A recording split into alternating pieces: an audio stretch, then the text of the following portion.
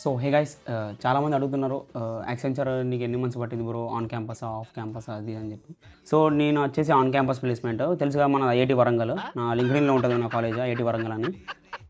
July 29కి on క్యాంపస్కి వచ్చిళ్ళు అండ్ ఆగస్ట్ 24కి అడ్మిట్ కార్డ్ అండ్ ఇక కాలేజీలోనే ఒక మూడు రోజులు ఎగ్జామ్ పెట్టిళ్ళు. ఆ 3 రోజులలో ఒక రోజు మనది అండ్ తర్వాత ఆగస్ట్ 31కి communication round. 2000 years later.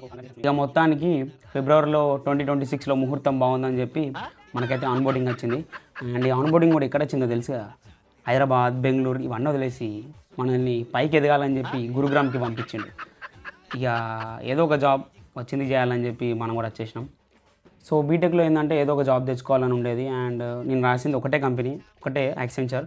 And ఇది ఒకటే అచ్చుడితోటి ఇక నేను ఇక మళ్ళీ ఏది అప్లై చేయలే. అంటే లింక్డ్ఇన్లో ఇందులో అప్లై చేశా, కానీ అన్ఫార్చునేట్లీ ఆ మెయిల్స్ అన్ని చూసేసరికి చిరాకేసింది. ఇక సో మనోడు పిలిస్తే జాబ్ చేద్దాం, లేకపోతే లైట్ అని చెప్పి అనుకున్నా.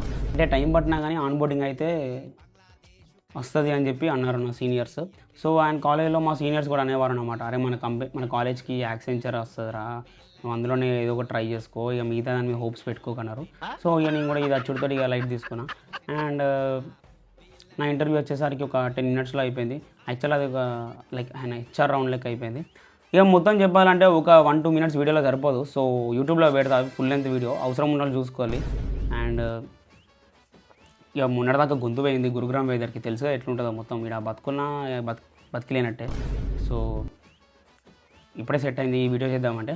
అండ్ ఇలానే ఈ నా ఒక్క జర్నీయే కాకుండా మీకు ఒకవేళ ఇంకా గూగుల్, మైక్రోసాఫ్ట్ ఇలాంటి చిన్న చిన్న కంపెనీ వాళ్ళ జర్నీలు కూడా కావాలనుకుంటే మన ప్యాషన్ విద్యకి అయితే ఫాలో కొట్టండి.